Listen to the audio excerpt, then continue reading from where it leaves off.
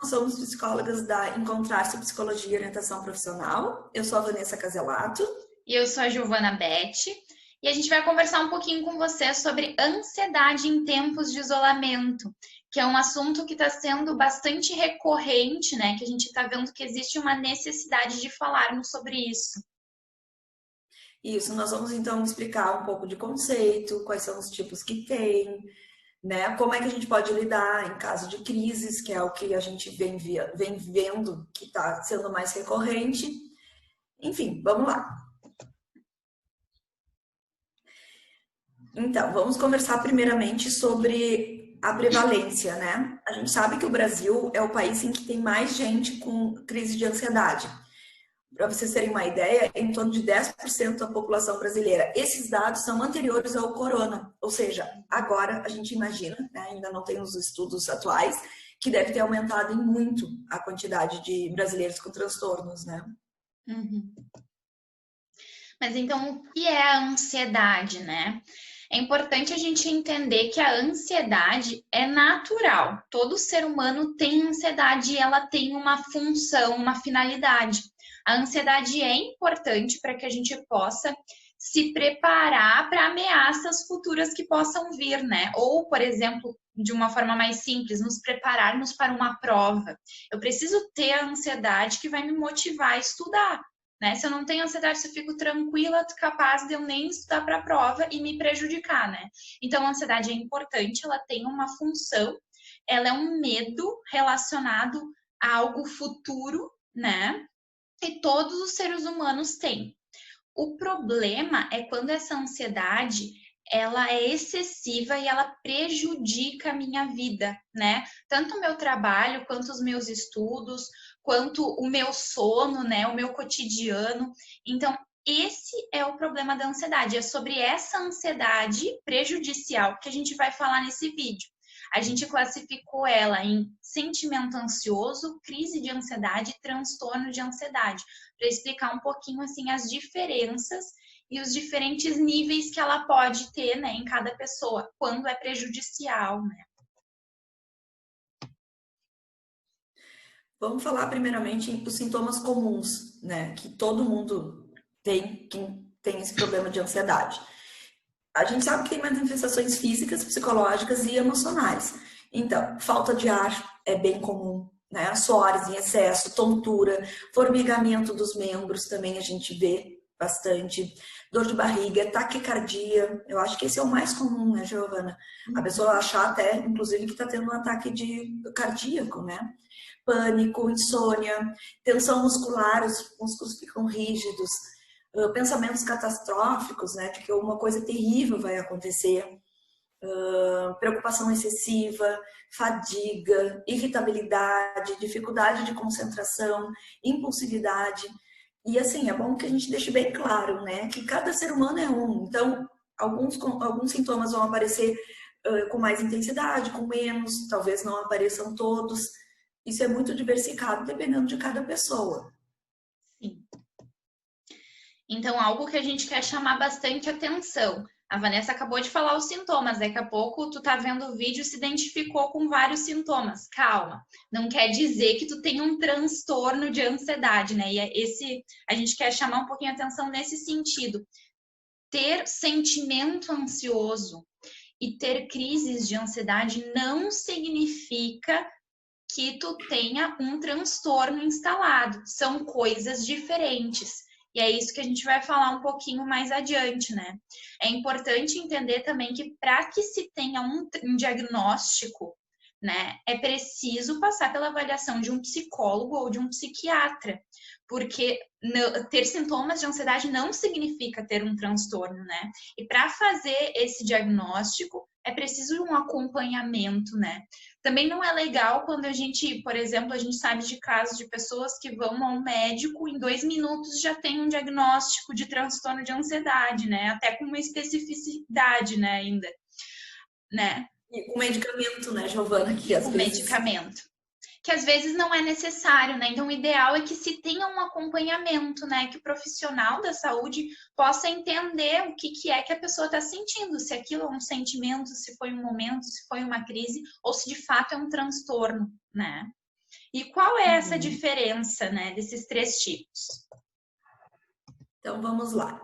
Didaticamente, nós resolvemos dividir dessa forma para ficar mais claro o entendimento.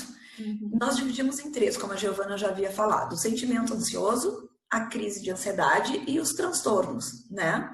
Primeiramente, o que é o sentimento ansioso? É um padrão de comportamento, é um funcionamento que a pessoa tem. Então, a pessoa é mais ansiosa. E o que significa isso? Ela é mais inquieta, ela tem mais energia física, ela tem um pensamento meio acelerado e às vezes não consegue controlar, né? São pensamentos invasivos. Tem um sentimento utilitarista, tipo, eu sempre tenho que estar fazendo algo de útil. Eu não posso ficar no ócio, né? Eu tenho sempre que estar fazendo algo que tem utilidade, aparentemente, né? Tem uma dificuldade de esperar, né? Aquelas pessoas impacientes que vamos, rápido, faz. Junto disso, normalmente vem a irritabilidade, vem uma questão de competição. Eu sou mais rápido, eu penso mais rápido, eu sou melhor, eu sou pior. Então, parece que está sempre se movendo para que isso, tu esteja sempre melhor, cada vez mais rápida. Isso não chega a ser um problema na pessoa, isso é uma característica, é um sentimento ansioso. A pessoa tem esse sentimento, ela tem esse comportamento, né, Giovana, de pessoas ansiosas. Agora, se isso não está incomodando e a pessoa lida bem com tudo isso, tá de boa. Mas se isso começar a prejudicar, daí que a gente tem que ficar atenta, né? Então, a crise de ansiedade, o que é? É uma coisa passageira, não, a pessoa não vive em crise, ela tem esporadicamente, é uma questão mais aguda. Um momento específico, a pessoa tem uma crise de ansiedade. Os pensamentos catastróficos bem sérios, né? Tipo, eu vou morrer, se eu sair na rua vou pegar o corona vai me matar, meu filho vai morrer, meu marido vai morrer, minha mãe vai morrer. Então, assim, são pensamentos que tu não consegue controlar. As palpitações, né? O coração começa a bater, daí tipo, tô com uma sensação de ataque cardíaco, né? Os hospitais ficam cheios nessa situação, porque as pessoas acham realmente que estão tendo um ataque cardíaco. Dá falta de ar junto, né? Uma sensação de falta de ar, porque na realidade a gente sabe que não é falta de ar, né? É uma sensação junto com uma sensação de morte. Então, isso é uma crise, né? Que é diferente do comportamento ansioso. E vamos falar um pouquinho também de transtornos. Dentro da psicologia e da psiquiatria, nós trabalhamos com CID e com DSM, que são livros que têm a classificação das doenças. Então, um transtorno de ansiedade quer dizer que a pessoa já esteve em contato com um profissional da área da saúde e tem um diagnóstico. E dentro desses diagnósticos, a pessoa pode ter vários dentro de transtorno de ansiedade, que seja transtorno de pânico, fobia específica, ansiedade social, transtorno de ansiedade generalizada, são vários, né? Como eu estava falando, nesses livros, eles têm os sintomas e têm critérios para que a gente possa dar um diagnóstico. E isso, obrigatoriamente, tem que ser feito com um profissional da área da saúde. É uma outra questão, né? Como a gente tem dito, são 3. É um padrão de comportamento, são crises agudas, né? Que aparecem esporadicamente, e são transtornos de ansiedade. Isso é bem importante que fique claro, que são 3 coisas diferentes, né, Giovana? Sim, e que é interessante a gente dizer também que uma coisa pode levar a outra, se não houver um cuidado, né? Então, se eu tenho um sentimento ansioso, um comportamento mais ansioso, eu sinto que isso me prejudica, eu não consigo controlar, eu não consigo me organizar. Isso pode, né, em algum momento, gerar uma crise de ansiedade, né? Assim como crises frequentes, um sentimento ansioso frequente, também, se não for cuidado, né, pode, né, causar um transtorno de ansiedade. Por isso que precisa ficar atento, né, em todos esses sintomas, em todos esses momentos. E se não tá dando conta, é importante procurar ajuda, né? A gente sempre fala muito sobre autoconhecimento, né? Então, em qualquer um desses casos, a gente tem que se conhecer para saber em qual a gente se enquadra para poder buscar ajuda específica, né? Exatamente. Então, a gente vai falar um pouquinho assim, como lidar diante de uma crise? Tô tendo uma crise, tô próximo de alguém que tá tendo uma crise, o que a gente deve fazer, né? Então, a primeira coisa, perceber alguns sintomas que a gente veio falando, né, que são comuns na crise, o que eu faço? Primeira coisa, respirar fundo, né? E expirar, né? respirar e expirar. Uma técnica que é bem famosa até para controlar a ansiedade é a respiração diafragmática, que a gente vai dar um jeito aí de postar no nosso Insta também para vocês acompanharem daqui a uns dias. Esse exercício pode ajudar muito em controlar a ansiedade no corpo, porque assim, a ansiedade ataca primeiro o corpo, né? Então, primeiro a gente precisa tentar acalmar o corpo para depois ir acalmando a mente, né? Então, o próximo passo, se eu tô num ambiente com muita gente, com barulho, num ambiente fechado, é importante sair, né? Ir para um ambiente mais silencioso, com menos pessoas, de preferência ao ar livre, né? Que eu possa respirar, assim, não ter aquele sentimento de claustrofobia. Procurar uma distração, não focar o teu pensamento para o sintoma, mas sim imaginar algo que tu gosta, sei lá, uma praia, um interior, as montanhas, né? Porque enquanto mais eu ficar focada naquele sintoma e ficar pensando nele, ele pode ser alimentado e ficar mais forte, né? Então, o ideal é mudar o foco do pensamento e lembrar-se da sua capacidade. Né? Então, lembrar que isso é algo psicológico, que é uma ansiedade, que tu tem controle sobre ela, que tu não vai morrer, né? Que vai passar. É importante ter o controle, né? Pensar que tu tens o controle sobre a situação. Porque quando pensa que não tem controle, a ansiedade vai ficando pior, a crise vai ficando pior. Então, a ideia é ficar com esses pensamentos, né? E depois, né, que isso passar, a gente dá a dica, é importante buscar psicoterapia para entender o porquê dessas crises, né? Não vai ser durante a crise que eu vou ficar pensando, por que eu tive isso? Não, no momento da crise a gente precisa controlar o nosso corpo e os nossos pensamentos. Mas depois é importante tentar entender o porquê dessa crise, né? E se vem há mais tempo, o porquê, da onde que vem? Como que eu posso cuidar, né, para que isso não aconteça mais ou para que isso não se torne um transtorno, né? Então, a dica mais preciosa desse vídeo é a terapia, né, para quem se identifica assim que tem ansiedade de forma a prejudicar a sua vida. Então, a gente dividiu algumas dicas para bem viver com a ansiedade, né? Principalmente no período que nós estamos vivendo. Primeira coisa é reconhecer que tem ansiedade, né? E isso faz parte do autoconhecimento. Se eu sei que eu tenho um funcionamento mais ansioso, já é grande coisa, porque tu já sabe, tu vai começar a aprender a lidar com ele, porque ele pode ser bom, né? Se tu tem um funcionamento ansioso, como a Joana falou lá no início do vídeo. Esse funcionamento me faz acordar, estudar, trabalhar, me organizar, né? Porque eu tenho isso de forma natural. Agora, se vem prejudicar, a gente também tem que saber que pode prejudicar. Então, vamos nos conhecer para saber se está prejudicando ou não. Primeiro passo, entender. Sim, eu tenho uma certa ansiedade e essa ansiedade não sempre é boa. Ela me prejudica várias vezes.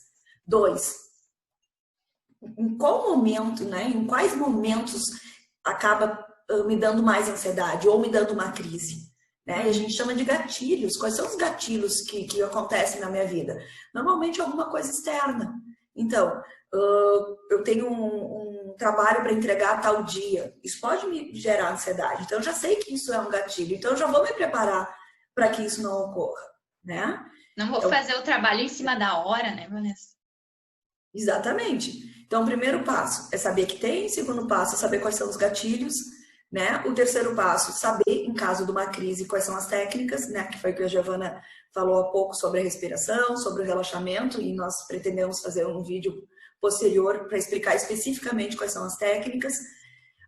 Praticar exercício aeróbico, né? Como a gente vem dizendo, o corpo é o que mais sofre no momento de ansiedade, né? É o que primeiro sofre. Então, vamos gastar nossa energia antes, porque o corpo não fique tão cheio de energia na hora de uma crise. Então, fazer exercício aeróbico, corrida, bicicleta, polichinelo, aquilo que fizer mais sentido para ti, jogar futebol, né? Então, cansa o corpo. Um corpo cansado é menos chance de ter uma crise.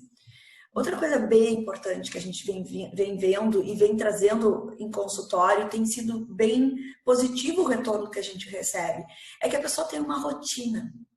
Né? Acordar na mesma hora, dormir na mesma hora, comer na mesma hora, nada muito rígido, mas que se tenha uma flexibilidade, mas mais ou menos dentro de 1, 2 horas de flexibilidade.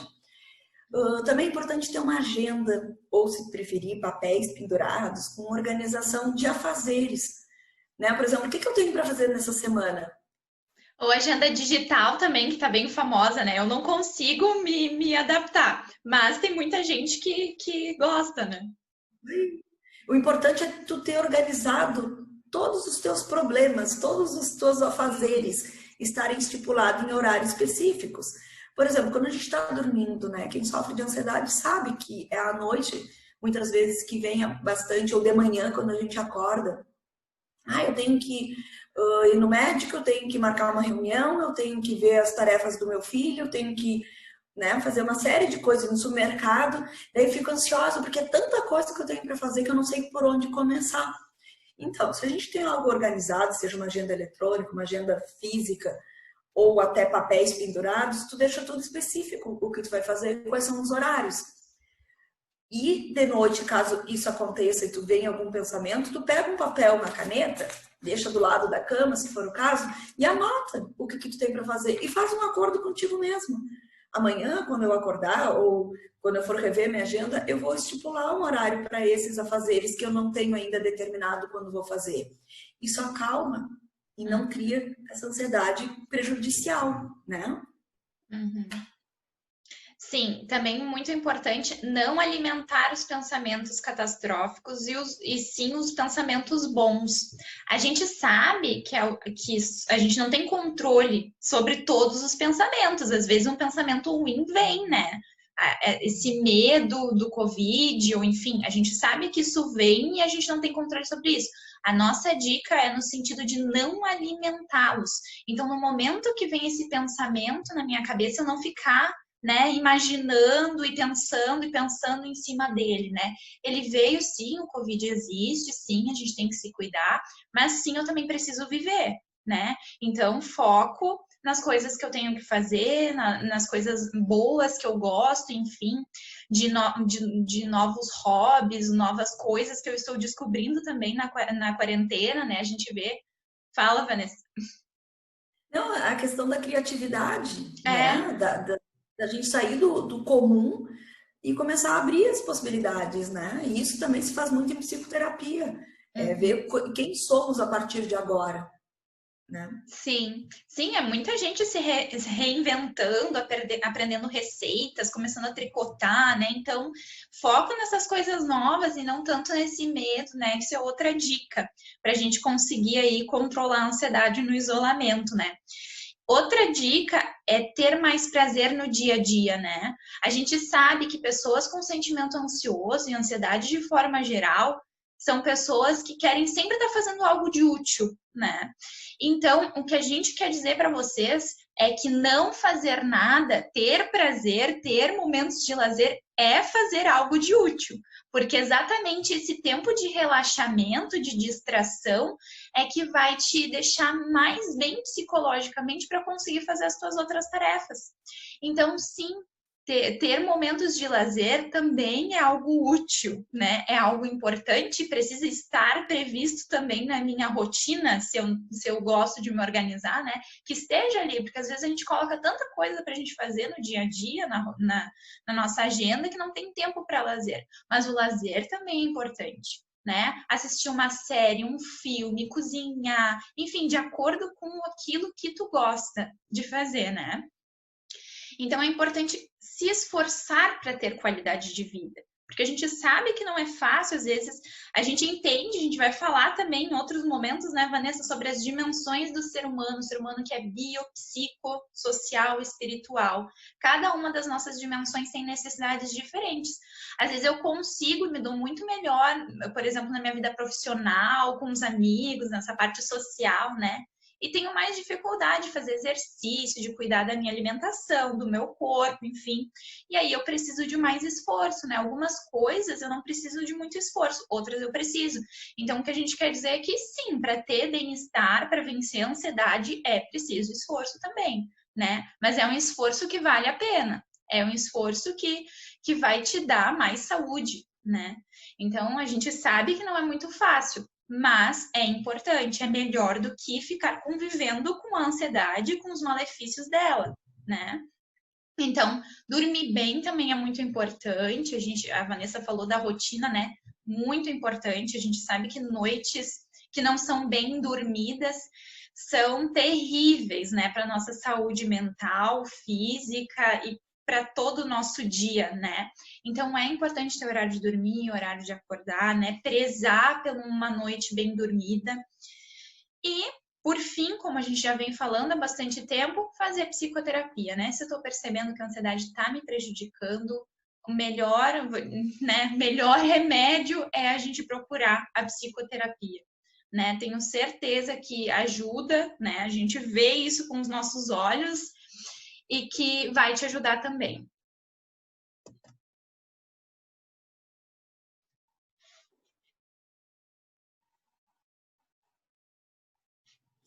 Então, para o tratamento, né? O que que a gente faz? Caso a gente já esteja sentindo que alguma coisa não está legal. Primeira coisa, reconhecer que tem ansiedade, né? É o autoconhecimento que a gente vem batendo sempre. 2, eu estou disposta para mudar? Eu quero ser diferente? Porque também não adianta a gente dizer, ah, estou em ansiedade, mas quero continuar ansioso, né? Então não vai resolver. É um ato volitivo, ou seja, tem que ter a vontade própria. Não adianta minha mãe querer, meu filho querer, minha amiga. Se eu não quero, não vou mudar. Então isso é autorresponsabilidade, é autoconhecimento, autorresponsabilidade, né? Fazer psicoterapia, sim, tem que ser feito para poder dar conta dessas ansiedades, desses medos que estão por trás disso tudo. Se for necessário um acompanhamento psiquiátrico, principalmente para questões medicamentosas, que tem situações em que só a psicoterapia sozinha não dão conta, pelo menos no início, né? Então é bom ter um medicamento com psiquiatra junto. Então, mais ou menos seriam esses os 4 passos, né, para que a pessoa possa resolver um problema de ansiedade. Então é isso, né? A gente gostaria de agradecer a todos que acompanharam o nosso vídeo até o final, né? A gente está com uma proposta aí de fazer mais vídeos. Essa palestra a gente já tinha passado uma semelhante para o nosso grupo de mulheres Reencontrar-se, só para mulheres. É um grupo que a gente se encontra, né, no Zoom, todas ao vivo, a gente pode partilhar, elas conseguem falar, né, também partilhar algumas coisas delas. E a nossa ideia é trazer aqui para o Insta também, para que a gente possa trazer esse conteúdo para outras pessoas que não participam do grupo, ou que são homens também, né, já que o grupo é só para mulheres. Então, a gente, né, agradece